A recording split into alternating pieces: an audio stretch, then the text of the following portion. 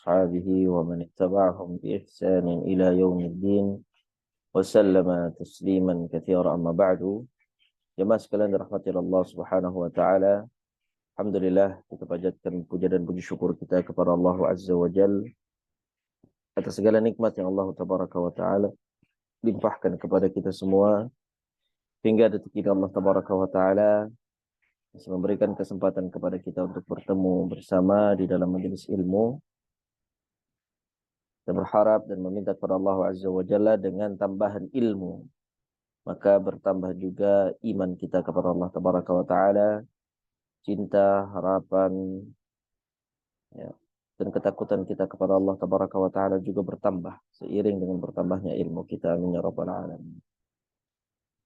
Salawat serta salam semoga selalu tercurahkan dan terimpahkan kepada junjungan besar Nabi kita Muhammad sallallahu alaihi wasallam, kepada para sahabat dan keluarga beliau ila yaumiddin.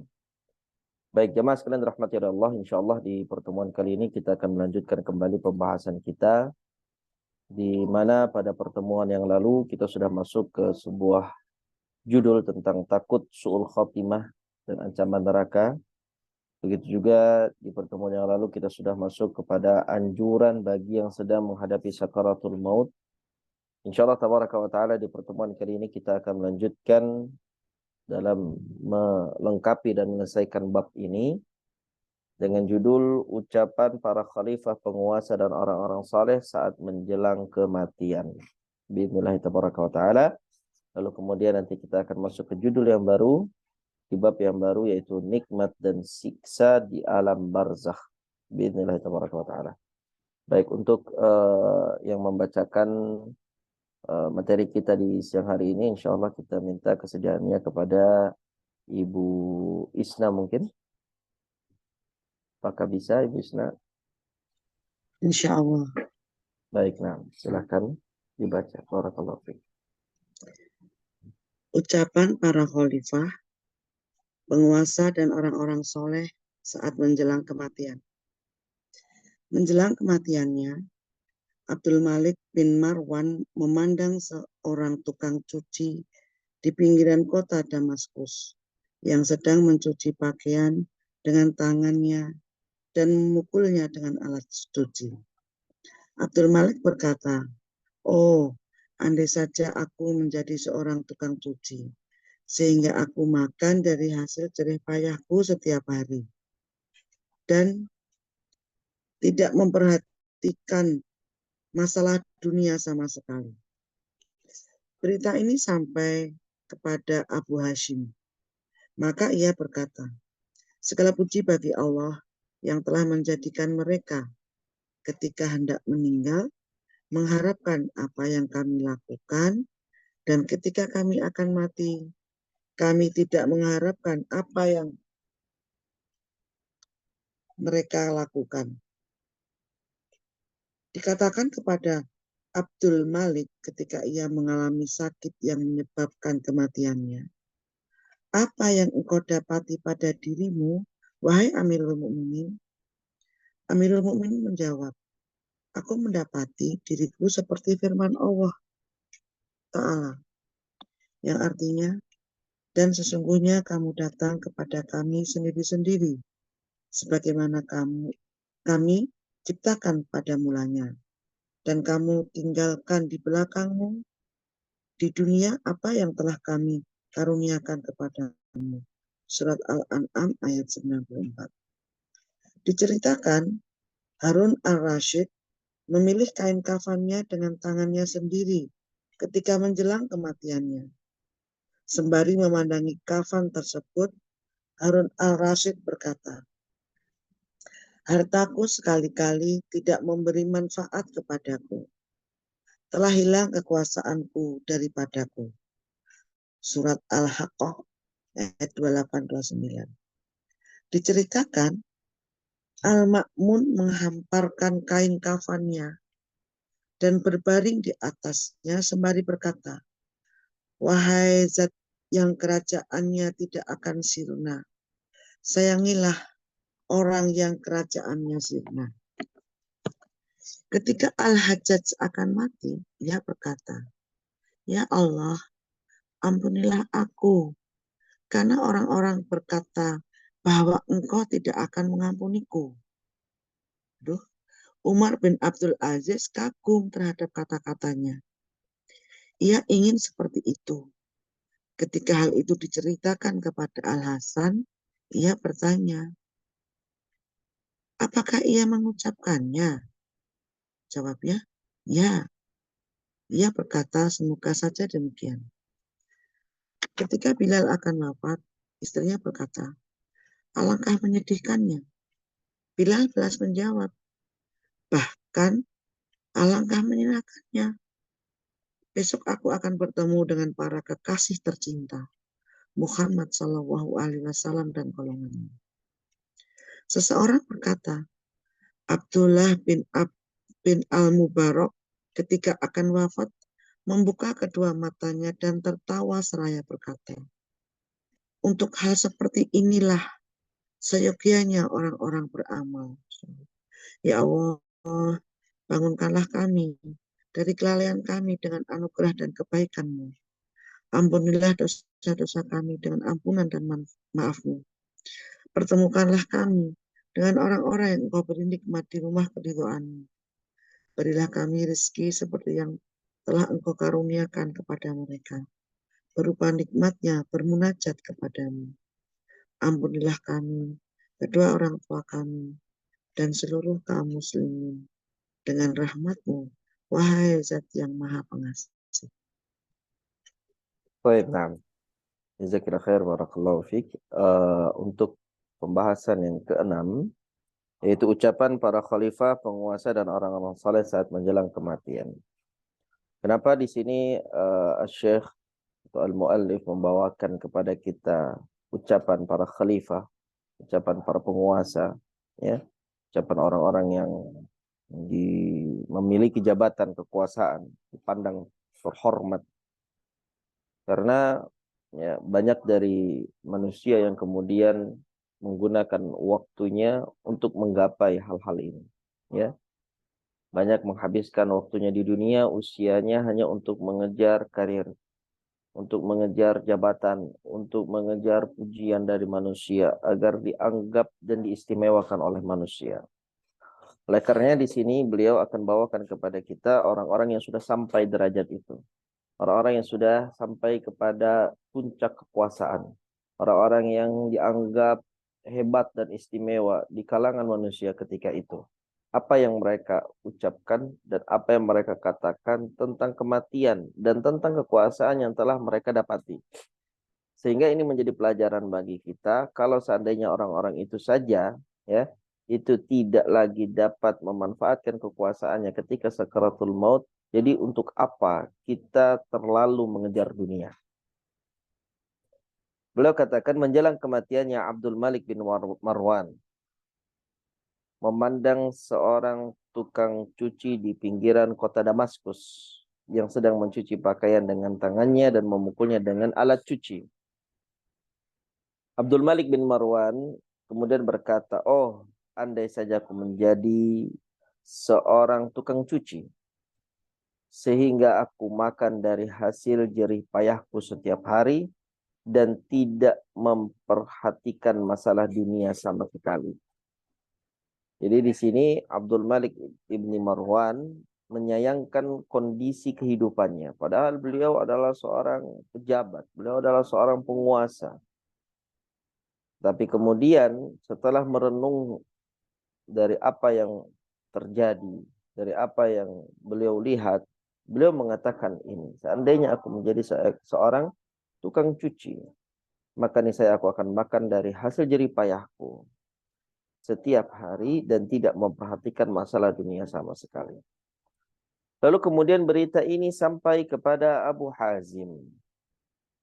Maka ia berkata, segala puji bagi Allah yang telah menjadikan mereka ketika hendak meninggal mengharapkan apa yang kami lakukan, dan ketika kami akan mati kami tidak mengharapkan apa yang mereka lakukan. Maknanya apa? Abu Hazim ini bukan seorang penguasa. Abdul Malik bin Marwan seorang penguasa. Ya, apa yang ingin dia miliki dari kekuasaan dunia ketika itu bisa dia raih dengan mudah. Tapi tidak seperti Abu Hazim.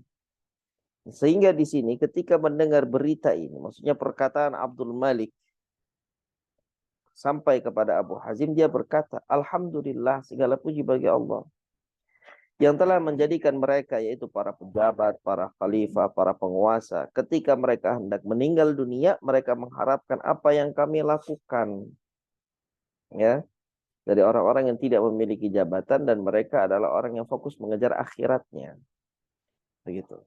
Dan ketika kami akan mati, ya, orang-orang ini, ya, yang mereka tidak memiliki jabatan dan kekuasaan apapun, tapi mereka sibuk mengejar dunia, mengejar akhirat, maka kami sama sekali tidak akan mengharapkan apa yang mereka lakukan. Ya, sama sekali kami tidak mengharapkan apa yang dimiliki oleh para raja itu. Kami tidak mengharapkan ketika kami akan meninggal dunia, kami tidak mengharapkan apa yang dimiliki oleh para penguasa dan para pejabat. Ya. Tapi mereka ketika mereka akan meninggal dunia, mereka sangat mengharapkan apa yang kami miliki. Jadi terbalik. Ahlul dunia dengan ahlul akhirah. Ahlul dunia ketika dia akan meninggal dunia, dia mengharapkan apa yang dimiliki oleh orang-orang yang mengejar akhirat. Orang-orang yang mengejar akhirat ketika dia akan meninggal dunia, dia tidak membutuhkan apa yang dimiliki oleh orang-orang yang mengejar dunia. Ini makna perkataan dari Abu Hazim dan perkataan Abdul Malik bin Marwan. Kemudian dikatakan kepada Abdul Malik ketika ia mengalami sakit yang menyebabkan kematiannya. Apa yang kau dapati pada dirimu, wahai Amirul Mukminin? Lalu kemudian Abdul Malik bin Marwan berkata, aku mendapati diriku seperti firman Allah Azza wa Jalla, وَلَقَدْ جِئْتُمُونَا فُرَادًا كَمَا خَلَقْنَاكُمْ أَوَّلَ مَرَّةٍ.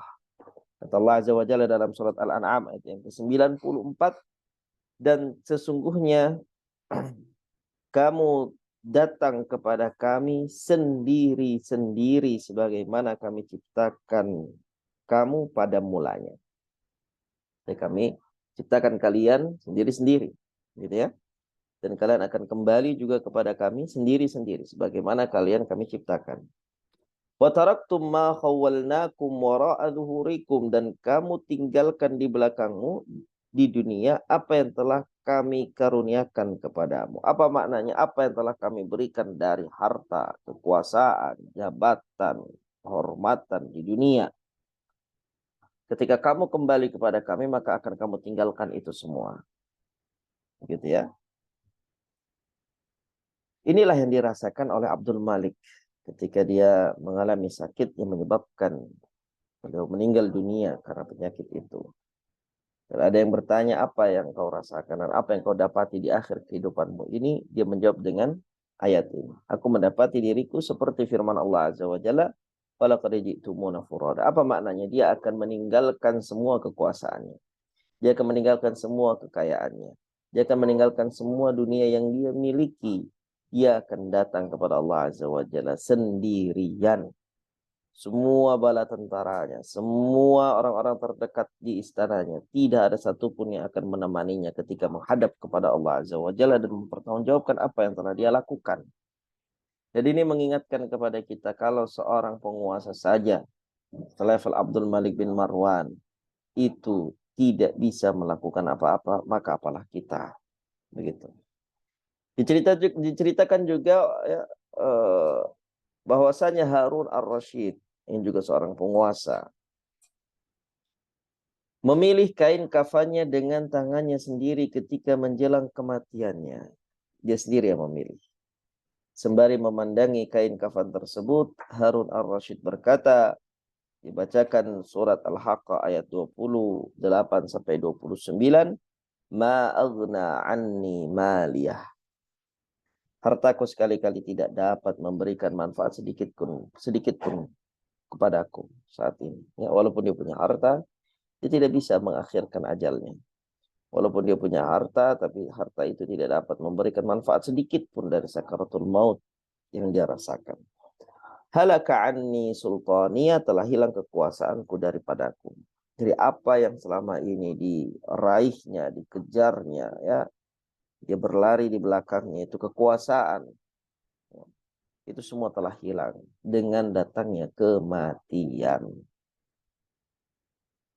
Diceritakan Al-Ma'mun menghamparkan kain kafannya dan berbaring di atasnya sembari berkata, wahai zat yang kerajaannya tidak akan sirna, sayangilah orang yang kerajaannya sirna. Para raja, para pejabat, para penguasa, yang kerajaan mereka akan sirna dengan kematian mereka. Dia meminta kepada Allah, wahai zat yang kerajaannya tidak akan pernah sirna. Allah Azza wa Jalla kerajaannya tidak akan pernah sirna. Sayangilah kami, raja-raja dunia yang kerajaannya akan sirna.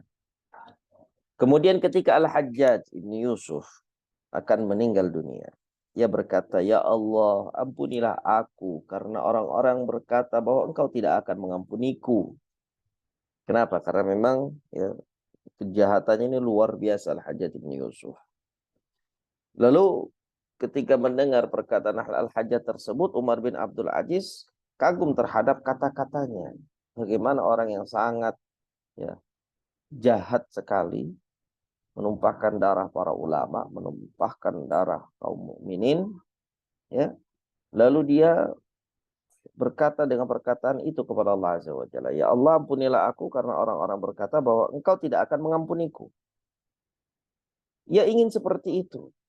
Ya, maknanya siapa? Umar bin Abdul Aziz itu ingin memiliki hati yang lembut pada akhir hayatnya sebagaimana Al-Hajjaj bin Yusuf. Ya, di akhir hayatnya dia masih ingat kepada Allah Azza wa Jalla dan masih memelas kepada Allah.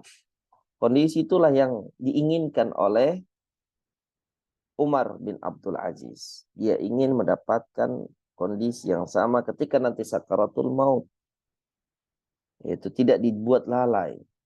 Diingatkan oleh Allah Azza wa Jalla bahwasanya dia butuh untuk meminta ampun, bertaubat kepada Allah Azza wa Jalla atas dosa-dosanya. Ketika hal itu diceritakan kepada Al-Hasan Al-Basri, ia berkata, apakah ia mengucapkannya? Ya. Jawabnya, iya. Berkata Umar bin Abdul Aziz, iya. Maka Al-Hasan berkata, semoga saja demikian. Makanya semoga Allah Subhanahu wa taala mengampuni dosa-dosa Al-Hajjaj bin Yusuf. Kemudian ketika Bilal radhiyallahu anhu akan wafat, istrinya berkata, alangkah menyedihkannya. Bilal balas berkata, bahkan alangkah menyenangkannya.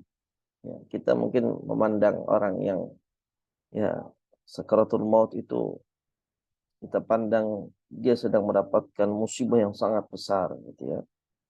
Padahal kalau seandainya orang itu adalah orang yang soleh, apa yang dia rasakan dari sakaratul maut itu ya adalah hal yang menyenangkan. Dalam arti kata, dia akan semakin cepat bertemu dengan orang-orang yang saleh semisalnya, dikumpulkan bersama mereka, dikumpulkan bersama para nabi dan rasul, dikumpulkan bersama para syuhada, para shadiqin. Ya, makanya dia Bilal berkata, besok aku akan bertemu dengan para kekasih tercinta. Siapa saja mereka? Muhammad sallallahu alaihi wasallam dan golongannya. Jadi kematian bagi Bilal bin Rabah itu adalah hal yang dia rindukan karena dia sedemikian rindu kepada Muhammad sallallahu alaihi wasallam dan para sahabat lainnya yang telah meninggal dunia terlebih dahulu. Kemudian seseorang berkata, Abdullah bin Al-Mubarak ketika akan wafat, beliau membuka kedua matanya dan tertawa seraya berkata, untuk hal seperti inilah, maksudnya kenikmatan, kesenangan yang dia lihat dengan kedua matanya sebelum sakaratul maut. Ya, mungkin dia diperlihatkan hal-hal yang menyenangkan begitu ya.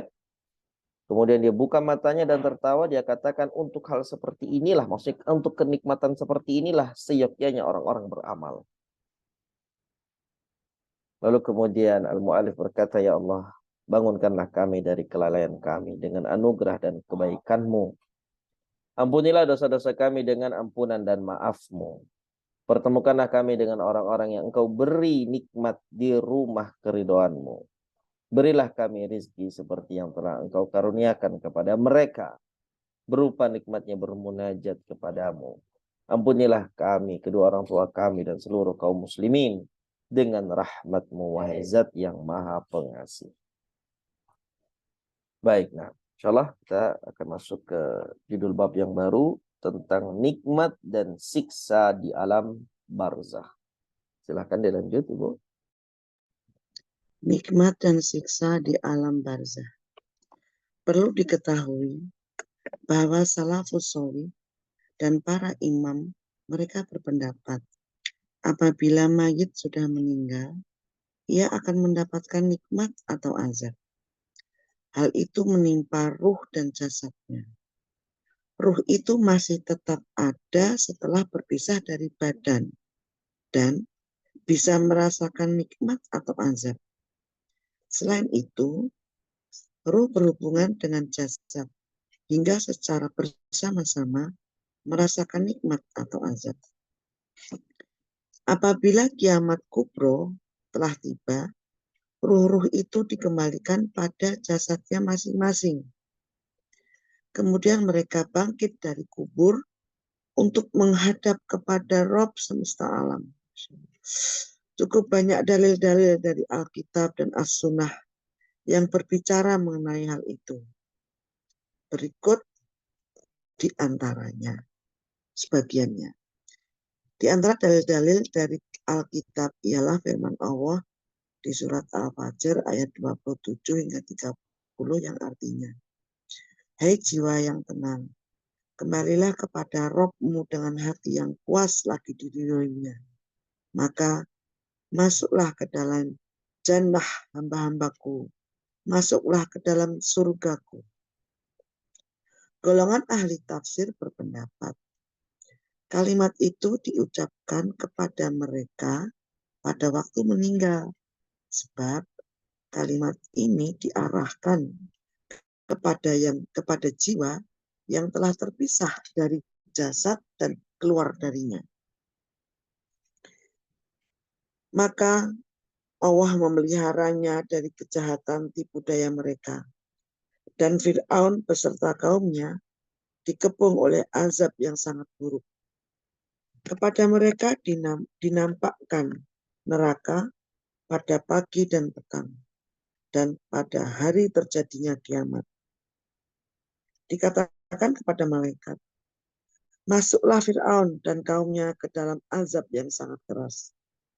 Surat Ghafir ayat 45-46. Allah Azza wa Jalla menyebutkan dua jenis azab di dua tempat. Barzah dan akhirat dengan sangat jelas, serta tidak mengandung pengertian selainnya. Surat At-Tur ayat 45-47 artinya, maka biarkanlah mereka hingga mereka menemui hari yang dijanjikan kepada mereka, yang di dalamnya mereka dibinasakan, yaitu hari ketika tidak berguna bagi mereka sedikit pun tipu daya mereka, dan mereka tidak ditolong. Dan sesungguhnya untuk orang-orang yang zalim ada azab selain daripada itu. Akan tetapi kebanyakan mereka tidak mengetahui. Azab yang tersebut dalam ayat ini bisa berupa azab dalam bentuk pembunuhan dan lainnya di dunia. Pun bisa berarti siksa yang akan mereka rasakan di alam barzah. Barangkali yang kedua inilah yang lebih dekat dengan kebenaran. Pasalnya, mayoritas dari mereka telah meninggal tanpa merasakan siksa di dunia.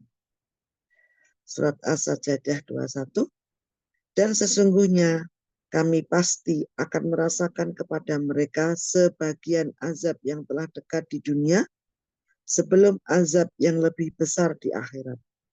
Mudah-mudahan mereka kembali ke jalan yang benar. Ibnu Abbas radhiyallahu anhu menjadikan ayat ini sebagai dasar adanya siksa kubur. Hal ini yang menunjukkan betapa dalam keilmuan Ibnu Abbas tentang Al-Quran dan sungguh detail pemahamannya. Di dalam ayat ini Allah memberitahukan bahwa mereka mendapat dua siksa. Siksa yang dekat dan siksa yang lebih besar. Allah memberitahukan bahwa Allah akan menimpakan sebagian siksa yang dekat tersebut agar mereka mau kembali ke jalan yang benar. Ini menunjukkan mereka masih mendapat siksa terdekat lain yang akan ditimpakan kepada mereka setelah siksa dunia ini. Maksudnya setelah siksa kubur. Inilah yang menunjukkan adanya siksa kubur. Karena itu renungkanlah. Di antara dalilnya lagi ialah firman Allah Azza wa Jalla di surah yang artinya surat Al-Waqiah ayat 83 sampai 96 yang artinya, maka mengapa ketika nyawa sampai di kerongkongan, padahal kamu ketika itu melihat dan kami lebih dekat kepadanya daripada kamu, tetapi kamu tidak melihat. Maka mengapa jika kamu merasa tidak dikuasai oleh Allah, kamu tidak mengembalikan nyawa itu kepada tempatnya jika kamu adalah orang-orang yang benar. Adapun jika ia orang yang mati, termasuk orang-orang yang didekatkan kepada Allah, maka ia memperoleh ketentraman dari rezeki serta surga kenikmatan. Dan adapun jika ia termasuk golongan kanan, maka keselamatanlah bagimu karena kamu dari golongan kanan. Dan adapun jika ia termasuk golongan yang mendustakan lagi sesat, maka ia mendapat hidangan air yang mendidih dan dibakar di dalam jahanam.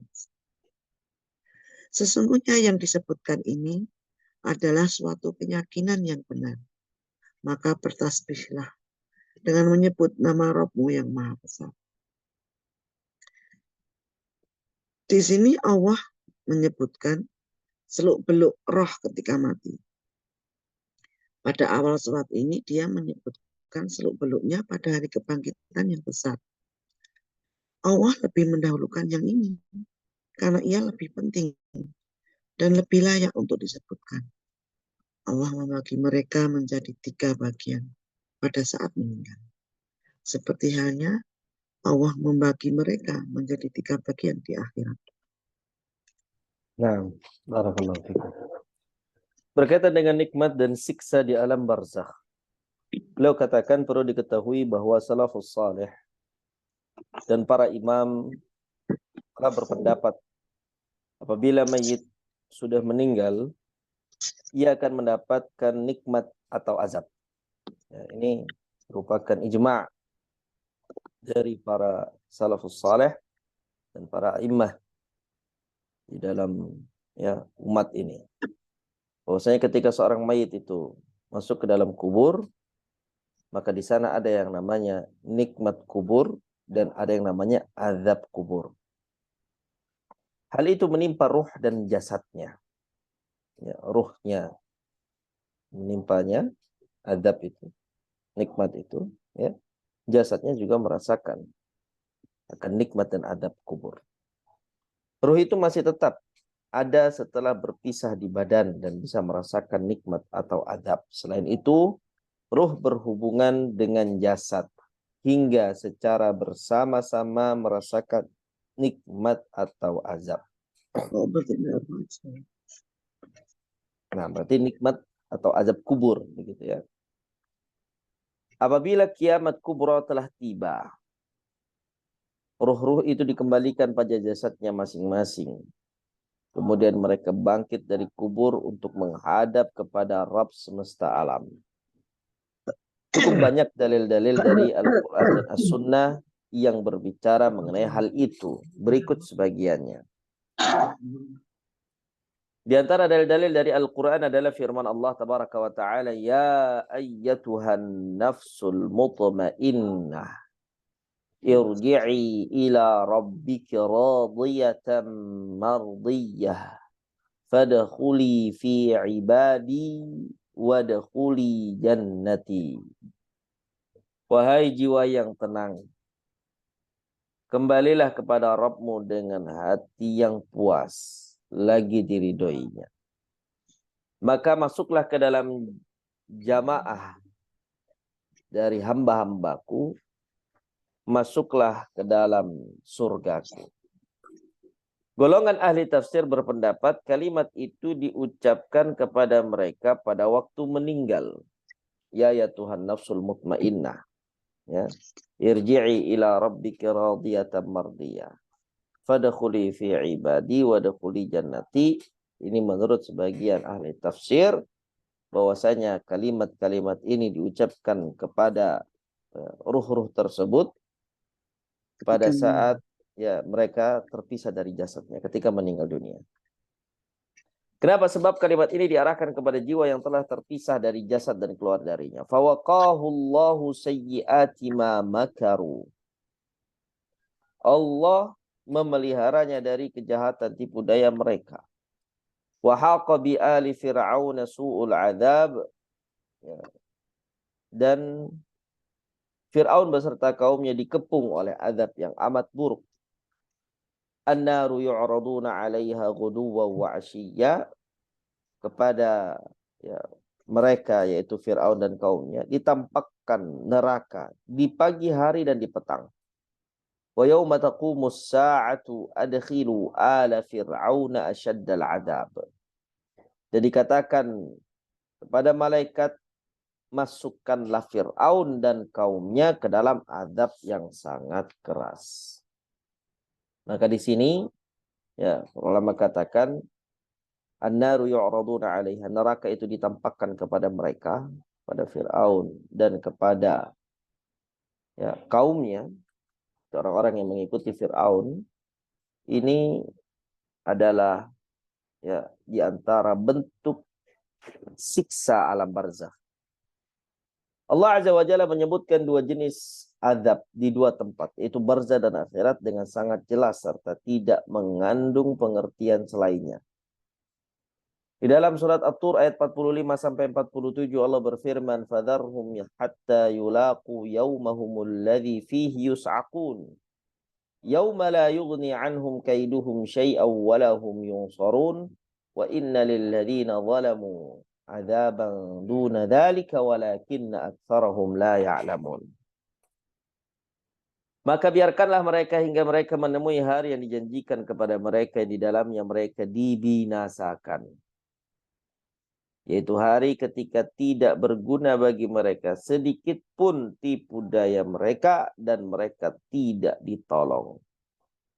Dan sesungguhnya untuk orang-orang yang zalim dan azab selain daripada itu, akan tetapi kebanyakan mereka tidak mengetahui.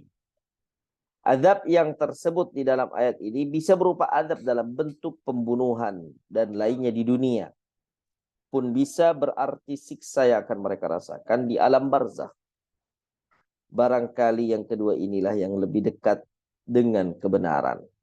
Pasalnya mayoritas dari mereka telah meninggal tanpa merasakan siksa di dunia, karena mereka adalah para penguasa. Mereka adalah orang-orang yang kaya, mereka adalah orang-orang yang mendapatkan kenikmatan dunia. Sehingga beliau katakan makna yang kedua inilah maknanya adalah siksa di alam barzakh yang lebih dekat kepada kebenaran. وَلَنُذِيقَنَّهُمْ مِنَ الْعَذَابِ الْأَدْنَى دُونَ الْعَذَابِ الْأَكْبَرِ لَعَلَّهُمْ يَرْجِعُونَ. Kata Allah Azza wa Jalla dalam surat As-Sajdah ayat 21.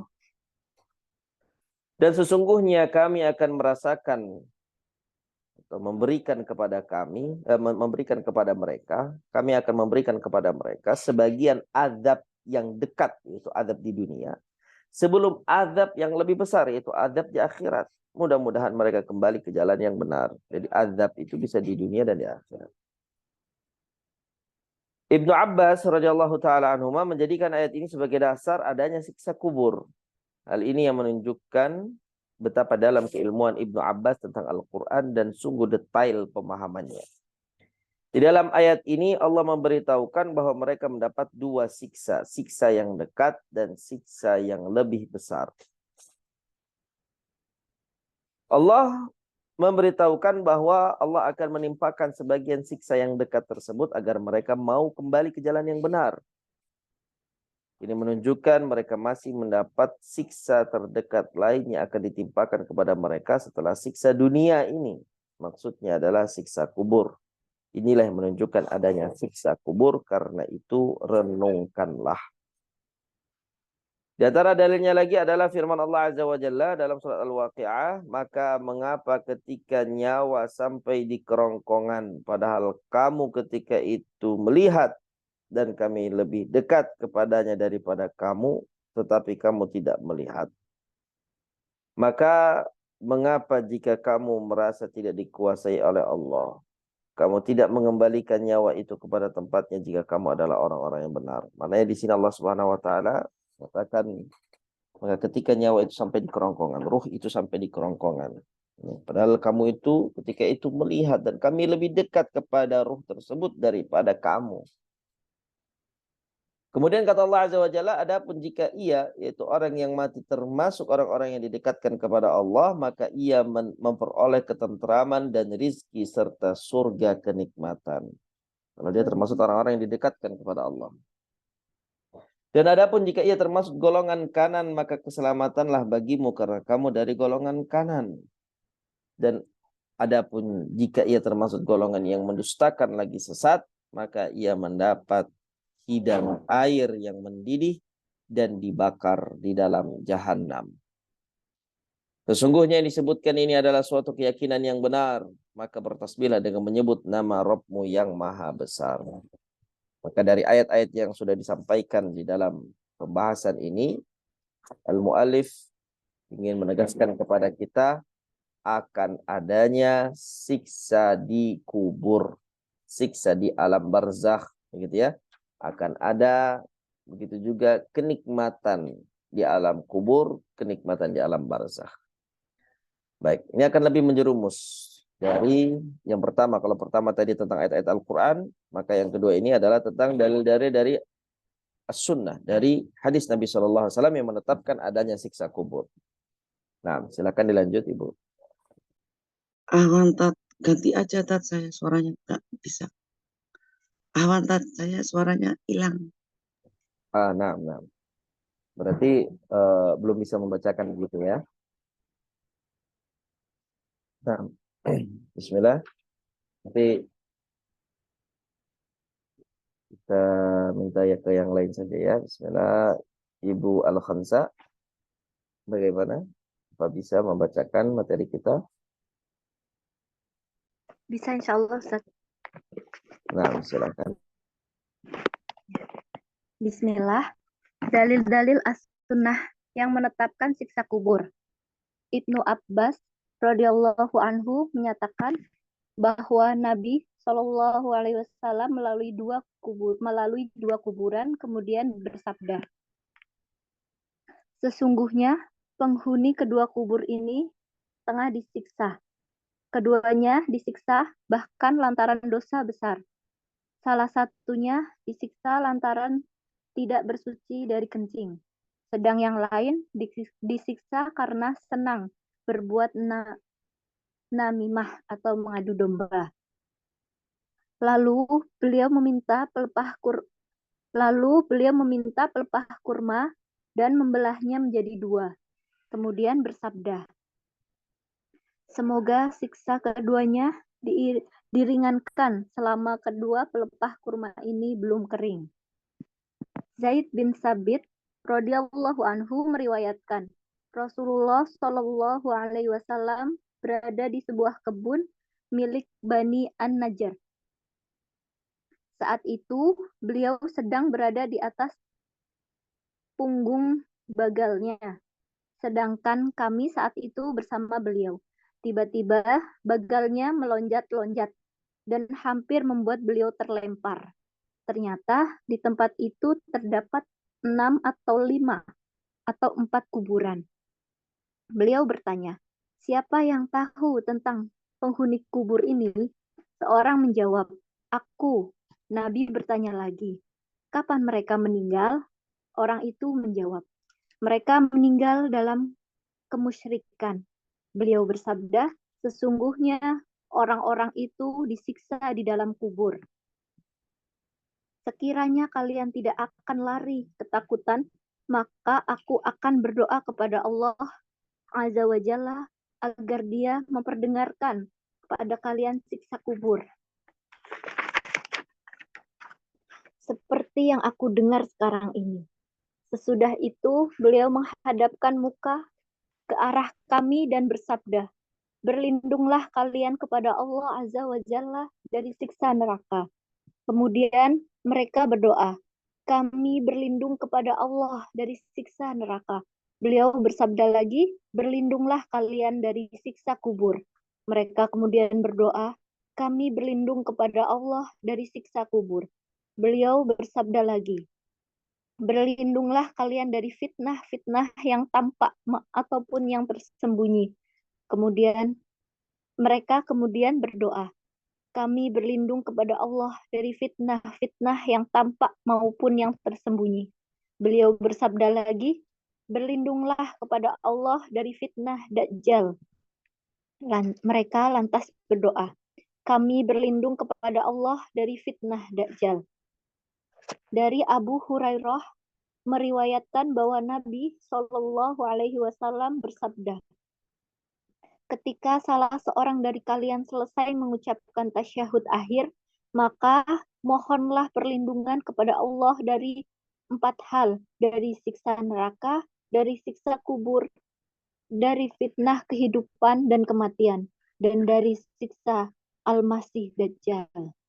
Nah, barakallahu fiik. Tentang dalil-dalil dari hadis Nabi Shallallahu Alaihi Wasallam yang menjelaskan akan siksa kubur, bahwasanya siksa kubur itu ada. Ibnu Abbas radhiyallahu anhuma menyatakan bahwasanya Nabi Shallallahu Alaihi Wasallam melewati 2 kuburan. Ketika itu Nabi melewati 2 kuburan, kemudian Nabi bersabda, innahuma yu'adzaban, sesungguhnya penghuni kedua kubur ini sedang disiksa. Ya. Wa ma yu'adzabani fi kabirin, dan keduanya disiksa bukan lantaran dosa besar. Amma ahaduhuma fakana la yastabri'u minal bauli. Salah satunya disiksa lantaran tak bersuci dari kencingnya. Ammal akharu fakana yamshi bin namimah, sedangkan yang lainnya dia disiksa karena senang berbuat namimah, mengadu domba. Lalu beliau meminta pelepah kurma dan membelahnya menjadi 2. Kemudian bersabda, la'allahu yukhaffafu anhuma ma lam yaybasa. Semoga siksa keduanya itu diringankan oleh Allah Subhanahu wa taala selama kedua pelepah kurma ini belum kering. Zaid bin Thabit radhiyallahu anhu meriwayatkan. Nah, jadi hadis Ibnu Abbas itu tadi menjelaskan bahwasanya azab kubur itu ada memang. Ada orang-orang yang disiksa di dalam kubur. Zaid bin Thabit meriwayatkan Rasulullah sallallahu alaihi wasallam berada di sebuah kebun milik Bani An-Najjar. Saat itu beliau sedang berada di atas punggung bighalnya. Bighal ini adalah peranakan hasil kawin silang antara kuda dengan keledai. Dia lebih besar dari keledai namun lebih kecil dari kuda. Namanya bighal. Baik. Ketika Nabi Shallallahu Alaihi Wasallam sedang berada di atas punggung bighalnya, sedangkan kami saat itu bersama beliau Shallallahu Alaihi Wasallam, tiba-tiba bighalnya itu melonjak-lonjak dan hampir membuat beliau terlempar. Ya, dia loncat-loncat. Ternyata di tempat itu terdapat 6 atau 5 atau 4 kuburan. Di tempat yang mana Nabi SAW sedang berada di situ. Beliau bertanya, siapa yang tahu tentang penghuni kubur ini? Seseorang menjawab, aku. Nabi bertanya lagi, kapan mereka meninggal? Penghuni kubur ini kapan mereka meninggal? Orang itu menjawab, mereka meninggal ya dalam kemusyrikan. Maksudnya sudah lama. Ya, sudah lama sebelum Nabi SAW datang membawa Islam gitu ya. Mereka mati dalam keadaan kemusyrikan. Beliau bersabda, sesungguhnya orang-orang itu disiksa di dalam kubur. Ini menyebabkan kemudian bighalnya itu terlompat-lompat begitu ya. Sekiranya kalian tidak akan lari ketakutan, maka aku akan berdoa kepada Allah agar Allah memperdengarkan kepada kalian siksa kubur seperti aku yang dengar, seperti yang aku dengar sekarang ini. Nah, ada sebuah hadis Nabi SAW yang lain, di mana Nabi SAW menjelaskan bahwasanya ya para malaikat ya, yang datang menyiksa seseorang di alam kubur itu, mereka membawa palu godam. Yang kalau seandainya palu itu dipukulkan ke sebuah gunung, maka gunung itu akan pecah berkeping-keping. Nah, palu itulah yang kemudian digunakan untuk memukul dan menyiksa para penghuni kubur. Kemudian di akhir hadis Nabi mengatakan, sesungguhnya semua makhluk yang Allah Azza wa Jalla dapat mendengar teriakan penghuni kubur. Hanya dua jenis makhluk yang tidak bisa mendengar. Kemudian Nabi menyebutkan, pertama adalah manusia dan yang kedua adalah jin. Ya, jadi hewan-hewan pun mendengar, begitu ya. Hewan-hewan dapat mendengar teriakan orang-orang yang berada dalam kubur. Sehingga disinilah kemudian Nabi SAW menjelaskan, ya, ada apa dan kapan mereka meninggal penghuni kubur ini. Kenapa kemudian keledainya Nabi ini atau bigalnya Nabi ini sampai terlompat-lompat, gitu ya. Maka kemudian setelah menjelaskan kepada para sahabat bahwasanya mereka itu sedang disiksa, kemudian Nabi berkata, kalau seandainya kalian setelah aku ceritakan tidak lari kabur ketakutan, niscaya aku akan meminta kepada Allah agar memperdengarkan kepada kalian teriakan orang-orang penghuni kubur ini sebagaimana yang sedang aku dengarkan sekarang. Berarti ini menunjukkan bahwa Nabi SAW itu diperdengarkan oleh Allah Subhanahu Wa Taala teriakan para penghuni kubur. Sesudah itu Nabi SAW menghadapkan muka ke arah kami dan bersabda, berlindunglah kalian kepada Allah dari siksa neraka. Kemudian mereka berdoa, kami berlindung kepada Allah dari siksa neraka. Kemudian Nabi bersabda, berlindunglah kalian kepada Allah dari siksa kubur. Lalu kemudian mereka berdoa, kami berlindung kepada Allah dari siksa kubur. Lalu Nabi kembali bersabda, berlindunglah kalian dari fitnah-fitnah yang tampak ataupun yang tersembunyi. Mereka kemudian berdoa, ya Allah kami berlindung kepadamu dari fitnah-fitnah yang tampak maupun yang tersembunyi. Lalu kemudian Nabi SAW kembali bersabda, berlindunglah kepada Allah dari fitnah ad-dajjal. Maka mereka lantas berdoa, kami berlindung kepada Allah dari fitnah dajjal. Abu Hurairah radhiyallahu taala anhu meriwayatkan bahwasanya Nabi SAW bersabda, "Idza faragha ahadukum minat tasyahhudil akhir." Apabila salah seorang dari kalian selesai mengucapkan tasyahud al-akhir, falyata'awwadz billahi min arba. Maka mohonlah perlindungan kepada Allah dari 4 hal ini. Yang pertama adalah min adzabin nar, minta perlindungan kepada Allah dari siksa neraka, wa min fitnatil qabr, minta perlindungan kepada Allah dari siksa kubur, wa min adzabil qabr, ya, dan dari fitnah. Pertama min fitnatil qabr wa min adzabil qabr, dari fitnah kubur dan azab kubur, wa min fitnatil mahya wal mamat, minta perlindungan kepada Allah dari fitnah kehidupan dan kematian. Wa min fitnatil masihid dajjal, dan meminta perlindungan kepada Allah dari fitnahnya dajjal. Baik, ini dalil dari sunnah, dalil dari hadis Nabi SAW yang menyatakan bahwasanya siksa kubur itu ada, dan kewajiban bagi kita adalah meyakini informasi apapun yang disampaikan oleh Nabi SAW, yang disampaikan oleh Allah di dalam Al-Quran kepada kita semua. Ya, siksa kubur itu ada, dan ini akidah kita, prinsip kita, keyakinan kita, dan kita beramal untuk mempersiapkan kehidupan nanti di alam barzakh. Apakah kita akan mendapatkan siksa ataukah kita akan mendapatkan kenikmatan di alam barzakh, itu tergantung dari amalan yang akan kita lakukan di kehidupan dunia ini dan sisa-sisa hari kita berada di dunia. Baik, kemudian hadis-hadis tentang pertanyaan kubur. Silakan dijawab, silakan dibaca Ibu Hansa. Baik, Ustaz. Hadis-hadis tentang pertanyaan kubur. Di antaranya hadis Qatadah yang diriwayatkan dari Anas radhiyallahu anhu, Nabi Shallallahu alaihi wasallam bersabda, sesungguhnya ketika mayit dibaringkan di kuburannya dan telah ditinggalkan oleh teman-temannya, maka sungguh ia mendengar suara sandal mereka. Ia didatangi oleh 2 malaikat, lalu keduanya menundukkannya. Kemudian bertanya kepadanya, apa yang kamu katakan tentang laki-laki ini Muhammad?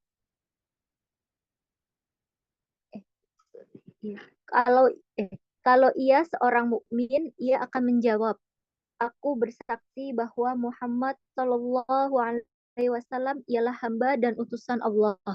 Nabi Shallallahu alaihi wasallam lalu malaikat itu berkata, lihatlah, tempatmu yang semula dari neraka sekarang telah diganti oleh Allah dengan tempat dari surga. Qatadah berkata, dituturkan kepada kami bahwa orang mukmin diberi kelapangan di dalam kuburnya seluas 70 zira atau hasta dan dipenuhi dengan hijau-hijauan hingga hari kiamat tiba. Lalu ia kembali pada hadis Anas. Qatadah berkata, adapun orang kafir dan orang munafik, keduanya berkata, apa pendapatmu tentang laki-laki ini, Muhammad? Ya Muhammad Sallallahu Alaihi Wasallam. Ia menjawab, aku tidak tahu. Aku mengatakan apa yang dikatakan oleh manusia. Kemudian malaikat itu berkata, engkau tidak mengetahui dan tidak mau membaca. Lalu ia dipukul dengan palu dari besi di antara kedua telinganya. Ia berteriak dengan teriakan yang didengar oleh makhluk yang berada di atasnya kecuali jin dan manusia.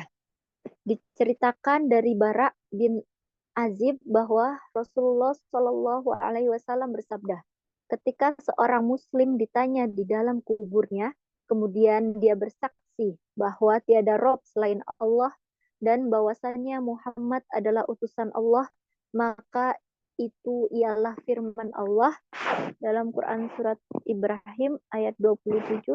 A'udzubillahi minasyaitonirrajim. Yusabbitullahu alladhina amanu bil qawli tsabiti fil hayawatid dunya wa fil akhirah wa yudillullahu zalimina wa yaf'alullahu ma yasha. Artinya Allah meneguhkan iman orang-orang yang beriman dengan ucapan yang teguh itu dalam kehidupan di dunia dan di akhirat. Dan Allah menyesatkan orang-orang zalim dan dia berbuat apa yang dia kehendaki. Surat Al-Ibrahim ayat 27. Di dalam lafal lain disebutkan ayat ini turun tentang siksa kubur. Dikatakan kepadanya, siapa Robmu? Ia menjawab, ia adalah Robku dan Muhammad adalah nabiku. Maka itulah firman Allah Azza wa Jalla. Quran surat Ibrahim ayat 27. Yang artinya Allah meneguhkan iman orang-orang yang beriman dengan ucapan yang teguh itu dalam kehidupan di dunia dan di akhirat.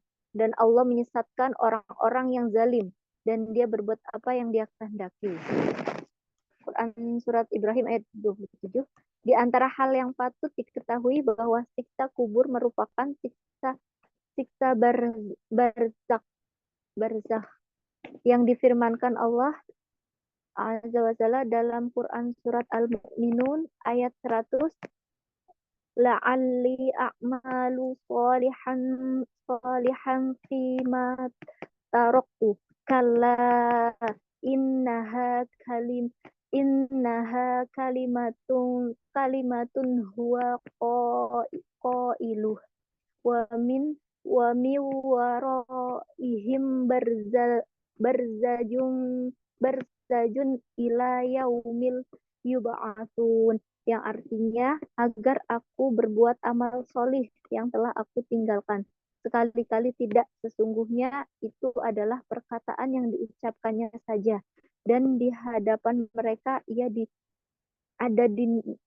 hadapan mereka ada dinding sampai hari ketika mereka dibangkitkan. Quran Surah Al-Mu'minun ayat 100. Setiap orang yang meninggal berhak mendapatkan siksa yang menjadi di bagian yang mesti ia terima.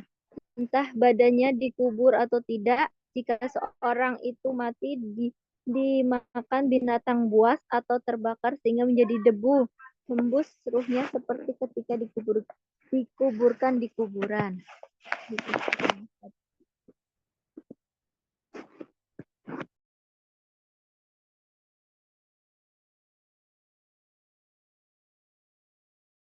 Nah, bismillah.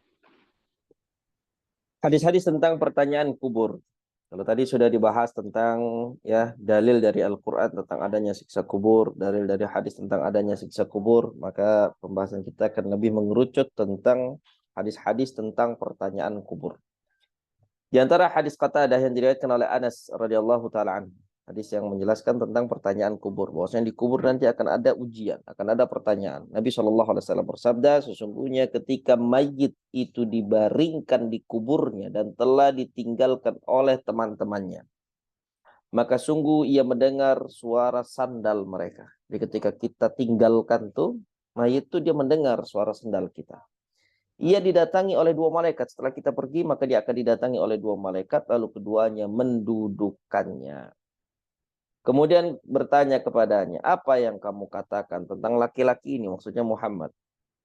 Kalau ia seorang mukmin, maka mayit itu akan berkata, aku bersaksi bahwa Muhammad adalah hamba dan utusan Allah.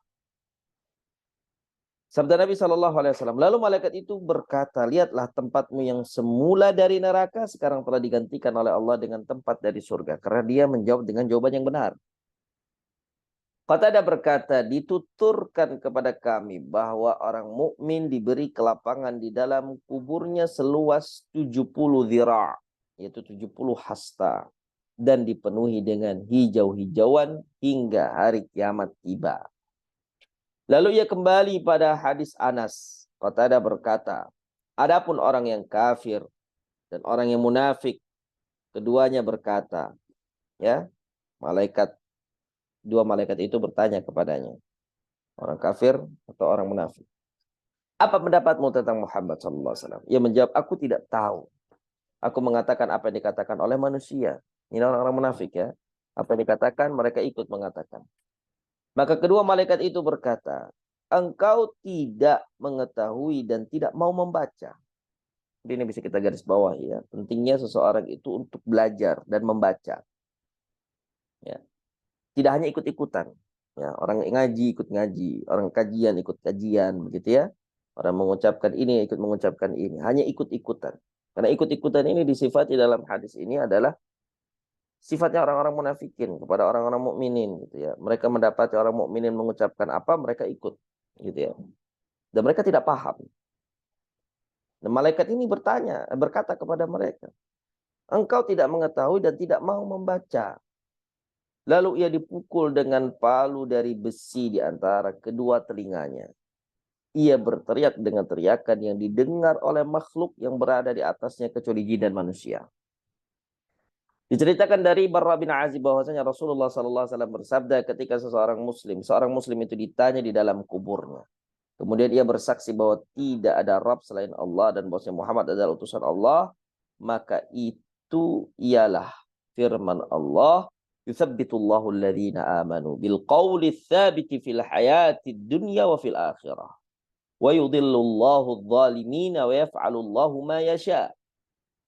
Ya, ketika seseorang itu bisa menjawab pertanyaan-pertanyaan para malaikat di dalam kubur, maka itu adalah bentuk apa? Yuthabbitullahu alladhina amanu. Allah yang meneguhkan iman orang-orang yang beriman dengan ucapan yang teguh itu. Ucapan teguh maksudnya apa? Jawaban. Jawaban dari pertanyaan di alam kubur. Dalam kehidupan di dunia dan di akhirat. Dan Allah menyesatkan orang-orang yang zalim dan dia berbuat apa yang dia kehendaki. Jadi ketika nanti kita menjawab itu bukan karena memang dari hafalan kita, tapi dia adalah benar-benar jawaban dari keimanan kita. Kalau kita itu adalah orang yang beriman kepada Allah Subhanahu wa taala, maka kata-kata jawaban itu akan keluar dan itu akan diteguhkan oleh Allah Subhanahu wa taala, ya. Akan dimudahkan oleh Allah Subhanahu wa taala. Al-qaulus tsabit. Adapun kemudian ya ketika kita tidak beriman maka Allah akan sesatkan. Walaupun kita di dunia sudah hafal. Man rabbuk Allah, wa madinuk Islam, wa man nabiyyuk Muhammad. Begitu ya. Karena bukan lisan lagi yang kemudian menjawab. Tetapi itu adalah ranahnya keimanan. Di dalam lafal lain disebutkan ayat ini turun tentang siksa kubur. Ayat ini, Ibrahim ayat 27. Yuthabbitullahu alladhina amanu bil qawli tsabit. Dikatakan kepadanya, siapa Rabbmu? Ia menjawab, Allah adalah Rabbku dan Muhammad adalah Nabiku. Maka itu ialah firman Allah, yuthabbitullahu alladhina amanu bil qawli tsabiti fil hayati dunya wa fil akhirah. Allah meneguhkan keimanan orang-orang yang beriman dengan ucapan yang teguh itu dalam kehidupan di dunia dan di akhirat. Jadi di dunia dia mudah untuk mengucapkan syahadatain, begitu ya. Di alam kubur juga dia mudah untuk mengucapkan syahadatain. Ya. Itu Allah teguhkan keimanannya. Tapi kalau orang yang tidak beriman, Dia bisa saja mengucapkan syahadatain di dunia, tapi dia tidak bisa mengucapkan syahadatain nanti di akhirat, di alam kubur. Ya, tidak bisa. Wa yudhillullahu zalimin, karena Allah akan menyesatkan orang-orang yang zalim. Wa yaf'alullahu ma yasha, dan Allah berbuat apapun yang Allah kehendaki. Di antara hal yang patut diketahui bahwasanya siksa kubur merupakan siksa barzakh, ya, yang difirmankan Allah Azza wa Jalla, la'alli a'malu salihan fima taraktu kalla innaha kalimatun huwa qailuha wa min waraihim barzakhun ila yaumi yub'atsun. Ya, orang yang kemudian telah meninggal dunia, dia akan minta untuk dikembalikan oleh Allah. Untuk apa? Untuk beramal saleh. Amal saleh yang telah dia tinggalkan. Apa kata Allah Azza wa Jalla? Sekali-kali tidak. Tidak mungkin dia akan dikembalikan lagi ke dunia. Berarti kan ini, ya, dia berada di alam barzakh. Dia berada di alam barzakh, ya. Dia minta dikembalikan ke dunia, kata Allah, sekali-kali tidak. Sesungguhnya itu adalah perkataan yang diucapkannya saja. Itu alasanmu saja. Yang minta dikembalikan ke dunia. Nanti kalau dikembalikan ke dunia juga tidak akan beramal, gitu ya. Dan di hadapan mereka ada dinding barzakh, dinding yang sampai hari ketika mereka dibangkitkan. Jadi dinding itu tidak akan pernah dibuka. Jadi tidak ada istilahnya orang yang sudah mati kemudian hidup lagi, atau orang yang sudah mati kemudian dia datang lagi dengan arwahnya, dengan ruhnya. Tidak ada yang seperti itu. Setiap orang yang meninggal berhak mendapatkan siksa yang memang menjadi bagian yang mesti ia terima, entah badannya dikubur atau tidak. Jadi mau dikubur atau tidak, seperti Fir'aun begitu ya. Jasadnya kan ada, tidak dikubur. Ya, begitu juga bala tentaranya. Jasad mereka kan ya di dasar laut begitu ya. Itu tidak dikubur. Ya. Ada juga kemudian yang membakar tubuhnya.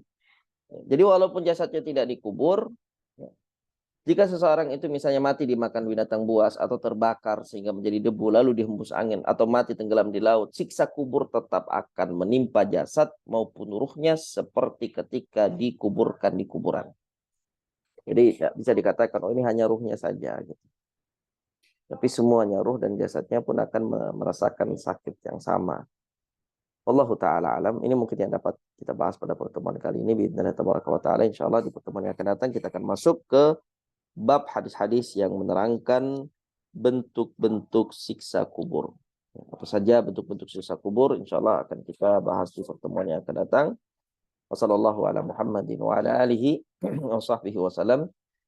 Jazakillahu khairan kepada Ibu Al-Khansa dengan Ibu Isna yang telah membacakan materi kita. Barakallahu fikum wa ahsanallahu ilaikum. Jika ada yang ditanyakan, silakan untuk ditanyakan insyaallah. Tafadhalu jamaah.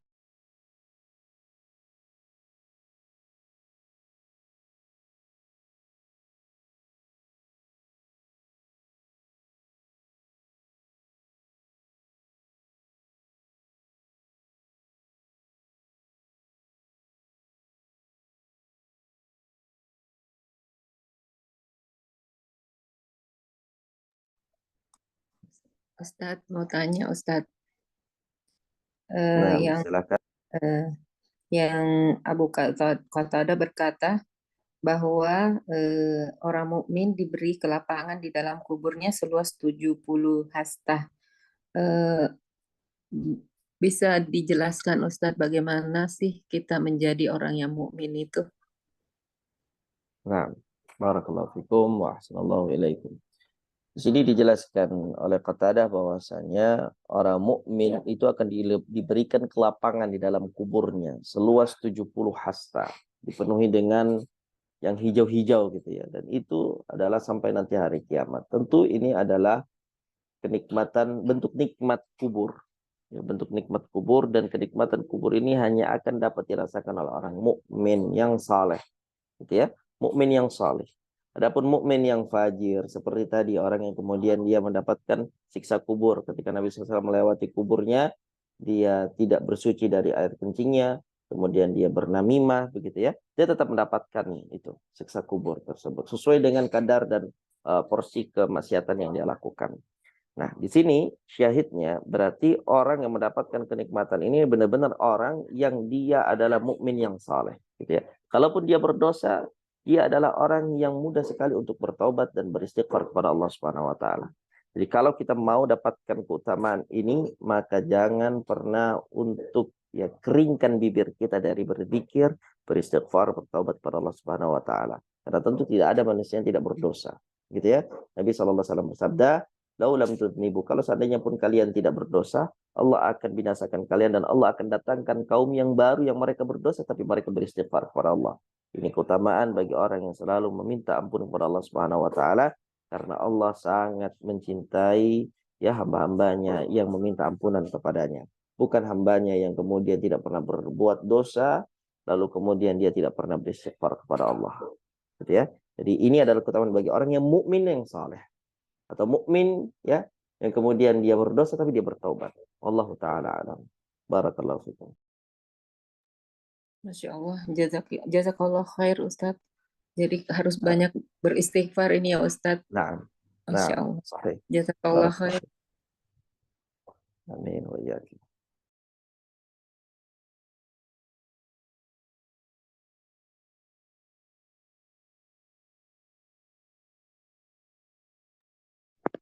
Bismillah Ustadz, Afwan bertanya.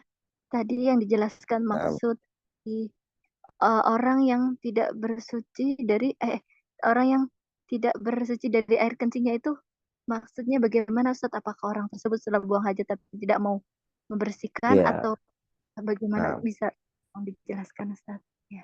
tidak beristinja, ya, tidak beristinja, tidak cebok, mohon maaf ya. Itu adalah bahasa yang dibawakan oleh Nabi SAW, la yastabri, maksudnya dia tidak bersuci kembali. Setelah dia buang air kecil, dia tidak bersuci, sehingga badannya terkena najis, begitu ya, pakaiannya terkena najis, ya, meremehkan hal-hal yang bersifat najis, khususnya untuk baul, untuk air kencing.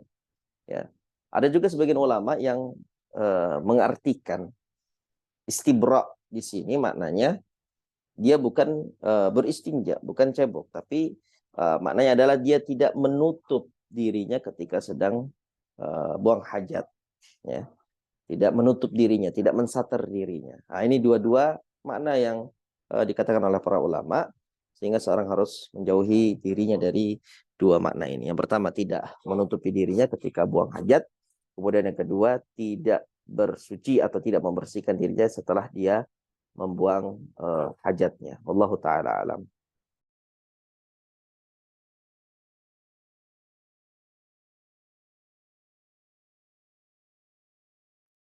Ustadz, jazakallah khair. Amin wa iyyaki. Barakallahu fiki. Afwan Ustadz, saya mau bertanya Ustadz, Nah, di silakan. alinean yang terakhir itu kan setiap orang meninggal berhak mendapatkan siksa ya Ustadz. Adakah kaitannya Ustadz dengan Masya Allah, kan kita sebagai orang yang beriman itu ada punya sesuatu, misalnya gini, tanah haram gitu Ustadz, Mekah, Madinah.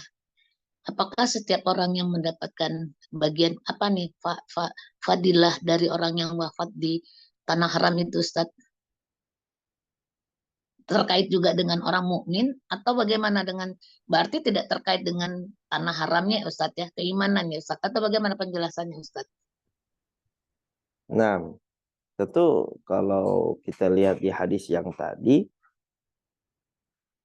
hadis tadi kan terjadi di Madinah berarti ya. Berarti dia mendapatkan, seharusnya kalau tidak ada adab kubur, dia lebih berhak untuk mendapatkan adab kubur. Tapi Nabi SAW menyebutkan orang ini sedang diadab di dalam kubur. Begitu. Sehingga Nabi ambil pelepah kurma lalu ditancapkan oleh Nabi dan berkata, semoga selama pelepah kurma ini belum kering, maka adabnya itu diringankan oleh Allah. Nah, tentu keutamaan orang yang meninggal di Madinah, begitu ya, di tanah haram, ini khususnya di Madinah itu adalah dia akan mendapatkan syafaat dari Nabi SAW lebih cepat, begitu ya. Jadi ini adalah di antara keutamaan orang yang wafat meninggal di sana, gitu. Jadi dia mendapatkan pertolongan dari Nabi SAW itu lebih cepat. Walaupun ternyata ya nanti dia masuk ke dalam neraka, pertolongan dari Nabi itu cepat sampai kepada dia. Dan bukan berarti dia tidak mendapatkan azab kubur, yaitu kembali lagi kepada amalnya. Itu kembali lagi kepada amalnya. Wallahu ta'ala alam. Berarti keutamaan bagi kan suka bahasanya itu kan berkeinginan gitu ya Ustaz wafat di sana gitu loh kan. Keutamaannya itu untuk mendapatkan syafaat lebih cepat gitu ya Ustaz karena betul banyaknya ini gitu. Larinya ke lebih utamanya ke syafaatnya Ustaz ya, tidak ada kaitannya dengan siksa Lebih ke kubur gitu ya syafaat. Ustaz. Ya, Sahih. syafaatnya ya. Baik Ustaz, jazakallah khair barakallahu fiik. Amin wa iyyakum.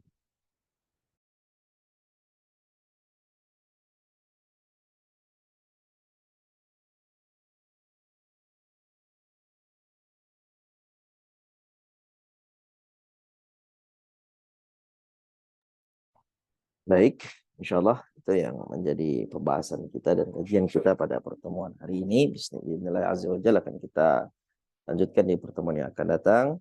Kita cukupkan sampai sini bismillah tabaraka wa taala dengan membaca doa kafaratul majlis. Subhanakallahumma wa bihamdika asyhadu an la ilaha illa anta astaghfiruka wa atubu ilaik.